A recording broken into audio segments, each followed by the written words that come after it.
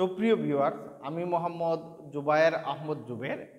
আজকে আলোচনা করছি একাদশ ও দ্বাদশ শ্রেণীর আইসিটি বিষয়ের অর্থাৎ তথ্য ও যোগাযোগ প্রযুক্তি বিষয়ের বাইনারি হতে অক্টাল এর রূপান্তর অর্থাৎ সহজ পদ্ধতিতে বা শর্টকাট টেকনিকে বিকল্প পদ্ধতিতে বিভাজন পদ্ধতিতে রূপান্তর। তো আমাদের আজকের আলোচ্য বিষয় হচ্ছে বিভাজন পদ্ধতিতে বাইনারি হতে অক্টাল সংখ্যাকে রূপান্তর করার কৌশল। আমরা এখানে দেখতে পাচ্ছি যে এই একটি অঙ্ক, এখানে দেখতে পাচ্ছি আরও একটি অঙ্ক। আমরা এই দুটি অঙ্ককে আজকে বিশ্লেষণ করব। তো সর্বপ্রথম এই অংশটি আমরা বিশ্লেষণ করি।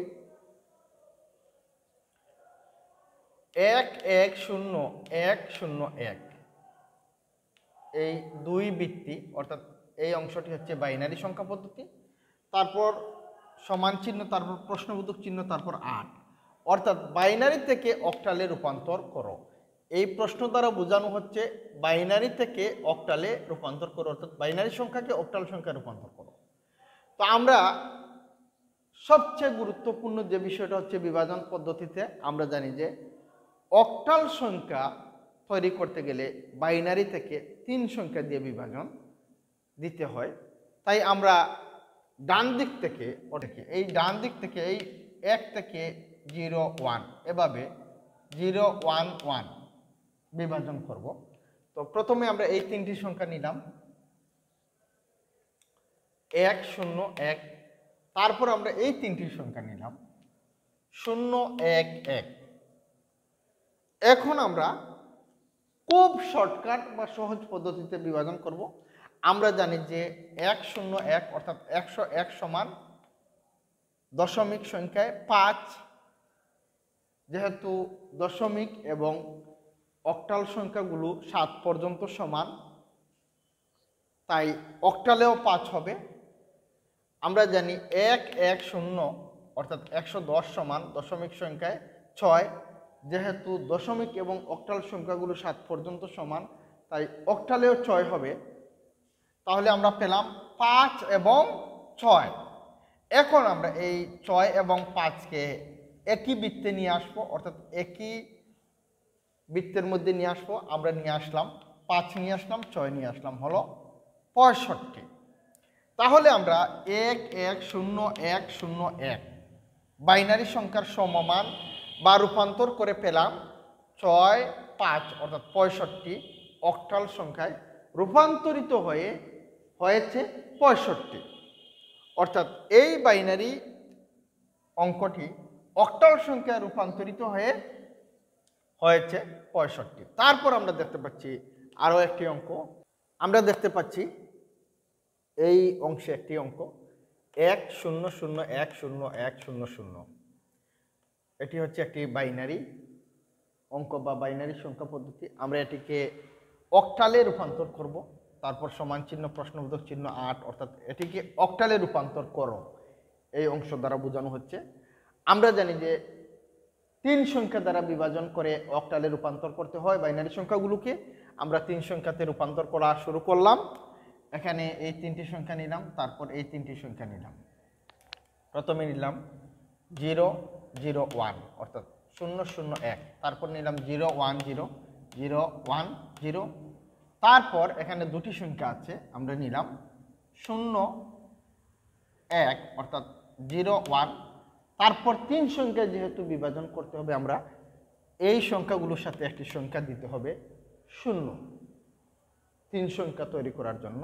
তাহলে আমরা পেয়ে গেলাম 0 0 1 0 1 0 0 1 0। তো আমরা জানি যে আমাদের চার্ট অনুযায়ী, আমি ইতিপূর্বে এই চার্টের বা বাইনারি থেকে দশমিক থেকে বাইনারি, বাইনারি থেকে অক্টাল, অক্টাল থেকে হেক্সাডেসিমিল অর্থাৎ এই 4টি সংখ্যা পদ্ধতির একটি চার্ট নিয়ে আলোচনা করেছি। এই চ্যানেলেই চার্টের আলোচনা আছে। তো আমরা জানি যে 1 0 0 অর্থাৎ 100 এর মান হচ্ছে 4 দশমিক সংখ্যায়, বাইনারি 100 এর মান হচ্ছে দশমিক সংখ্যা 4, অক্টালেও 4, যেহেতু অক্টাল সংখ্যা দশমিক সংখ্যার সাথে 7 পর্যন্ত মিল আছে। 0 1 0 অর্থাৎ এখানে এই শূন্যর কোনো মান নেই, 1 আর 0 অর্থাৎ 10। আমরা জানি যে 10 সংখ্যার দশমিক সংখ্যার মান হচ্ছে 2, অক্টালেও 2। 0 1 0 অনুরূপ, তাই এই 10 এর মান হচ্ছে 2। তাহলে আমরা পেলাম 2 2 4 বা 4 2 2। আমরা এই তিনটি সংখ্যাকে একই বৃত্তের মধ্যে নিয়ে আসলাম, অর্থাৎ 224। অর্থাৎ বাইনারি এই অংশের সমমান আমরা কনভার্ট করে রূপান্তর করে পেলাম 224 অক্টালে। 1 0 0 1 0 1 0 0 এই বাইনারি সংখ্যাগুলোর মান হচ্ছে অক্টালে 224। সুপ্রিয় শিক্ষার্থীবৃন্দ, এখন আমি এই বাইনারি হতে অক্টালের বিভাজন ভগ্নাংশ সহ অর্থাৎ দশমিকের পরের অংশ সহ একটি অঙ্ক করছি খুব শর্টকাটে।